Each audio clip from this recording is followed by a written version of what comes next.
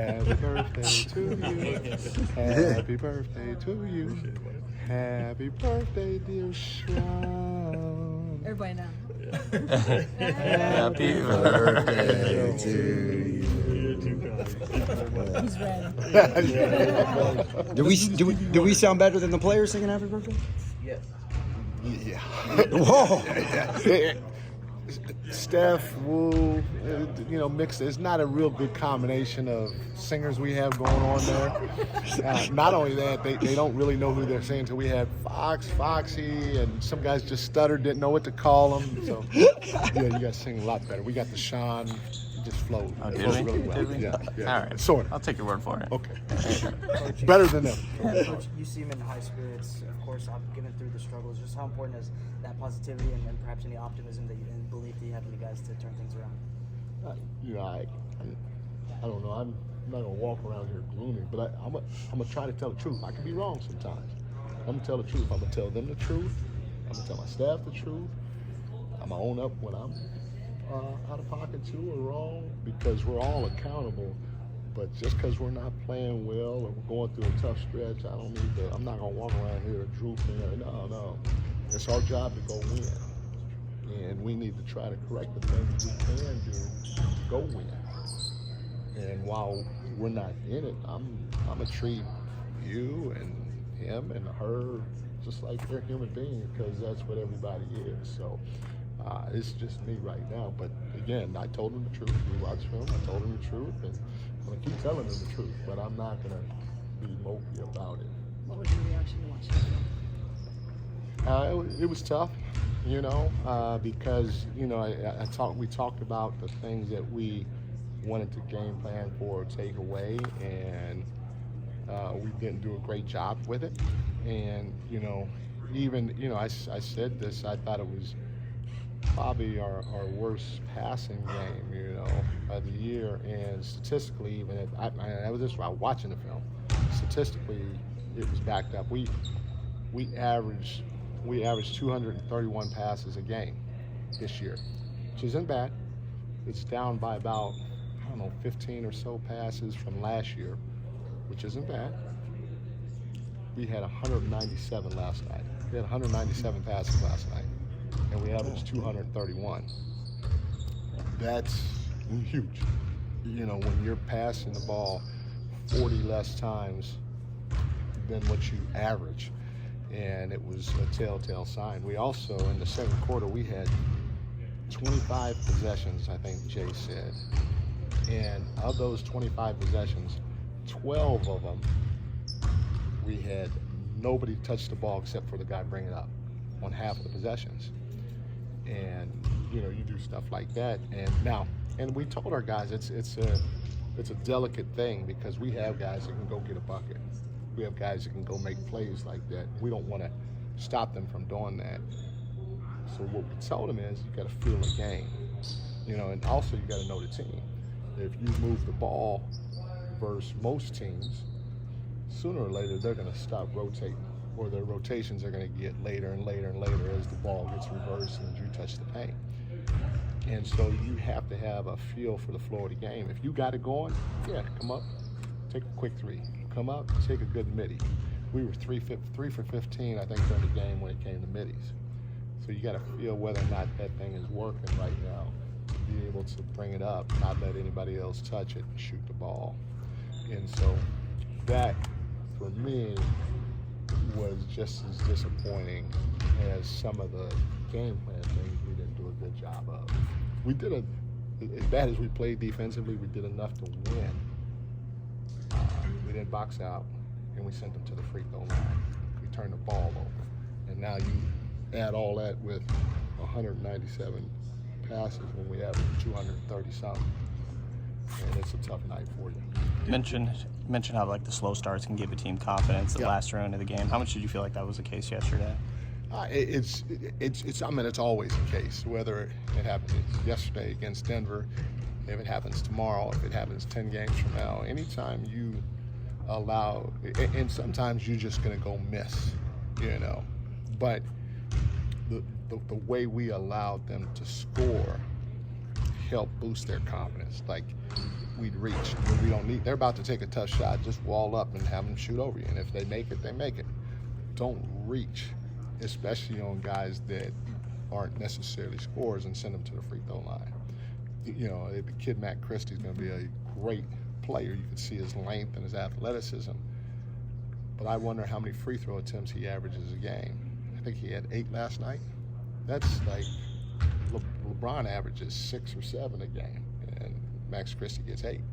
So, you know, knowing when to send those guys to the free throw line and when not to is huge. We can't reach when he's going to take a tough shot early in the game. It gives him confidence. Can't leave a guy like Gabe Vincent, who's shooting at the great shooter, but he's struggling a little bit. He's shooting 26% from the floor, from the 3, prior to last night's game. You can't leave him open on his first shot and let that go in. I mean, these guys are pros. Now they gain the confidence that they need to gain, and it's hard to shut that water off as the game goes along. I'm sure That was one of the, I'm glad you brought that up about Gabe. I was asking that question. He's 4 for 5 on Yeah. 3. And of course, you might hit 1. How do you get to the point where you can stop the next 23 or 4? Well, again, he's a great shooter. That's how he made his money. You know, that's why Miami took a chance on him. He could shoot the ball, but guys that are struggling from time to time in their career, and right now he's shooting 26% from the 3. And if you allow his first shot to be wide, like we didn't even get a hand up, and you know the backup center from Boston, I don't even know if he's still there. Remember how he had no chance to block me. He just jump in the air. Cornette. Like, yeah, Cornette. Yeah. Like 20 feet from the guy. He just jump in there. Like, forget the jump. We didn't even do this to him. He was literally wide open, set his feet, shot it, and just caught bottom net. So his next 2, Tony, if you have a chance to watch them, go back. They were, first of all, one of them was off an offensive rebound that if we boxed out, he'd get the dagger 3. Okay. But his next couple were highly contested. He had one in front of our bench that Keon deflected the pass, so Gabe had to reach for it. Keon closed. Keon's pretty long too. He closes, he contests. Gabe's falling. Boom. But this is just my opinion. You know, I don't have all the answers. That first one goes in. He gets that first one as comfortable and wide open as he is. It's just it adds to the confidence level that he has throughout the course of the game. You know, the belief, and so trying to make them feel us without sending them to the free throw line unnecessarily to start the game is huge. And you know, sometimes you're going to make shots, sometimes you're going to miss shots, but don't let the game be easy for them to where their confidence increases. Are you pleased with some of the shot selection you guys had in the second half? And I'm asking that because it seems like teams go on runs and turnovers. We had not made sprays. We had 4 sprays the whole second half. And that's why I say, you know, not only that, we had 197 passes for the game. You only have to watch the film. Especially when you average 230-something passes a game, that tells you right now the ball's not moving offensively. Right. That tells you that you're probably taking some tough shots, especially if you only had 4 sprays for the game. I think we were 6 for 12 in the first half on sprays. We had 12 sprays. It's good. We go 2 for 4 in the second half. So if we get to our average, which is around 20, you know, we like to be right around 20, especially if you're shooting the spray 3 at a 50% clip. That's a pretty good game from the 3-point line, and it gives you a better chance to score and win, especially if your defense, even though we didn't play great defensively with the things that we wanted to do, keep them off the glass and them to free throw line, they were at 1.08 points per possession, you know, for the game. That's on track to score 108 points. And we spray the ball, we move the ball like we're capable of. We got a really, really good team, especially an explosive offensive team. And we maybe score 112, 113, if not more. Is a lot of that coming, though, from reacting to what the opposition just did on the offensive end? Like almost like hero ball trying to get it back? Or, you know? Part of it, yeah. Part of it, because we do. And we told our guys this, you know, it's catch-22, because we don't want our guys to not think, okay, hey, I'm going to come up and go get a bucket. But it's about feel, and I think they all agree. If DeMar has it going and he wants to come up and boom, boom, boom, yeah, go ahead. Same with Fox. Right. Same with Malik, because they're capable. They could put a team on their back at any time from all three levels, and so we don't want to take that away from them. But in the same breath, they have to feel the game and feel the opponent and all that other stuff, because if that ball is sticking, now we don't crash the offensive glass as much, because it's like, ran down here, I just stood in the corner, I ain't even touched the ball. Okay, the ball, it creates energy when you get a chance to touch it. You guys all play, in the park when you grow up. If you running up and down and you're not touching it, you're like, man, I ain't gonna play with these dudes. I ain't playing with these dudes. I'm not picking him. Yeah. Or exactly what you said. You're gonna jack it up the next time you come down. And so it again, if you're touching it, if it's moving, it like causes energy and everybody wants to move. If you're passing up wide open shots, that can happen. You don't want that to happen. And if you're not moving it, like you said, that can get contagious too.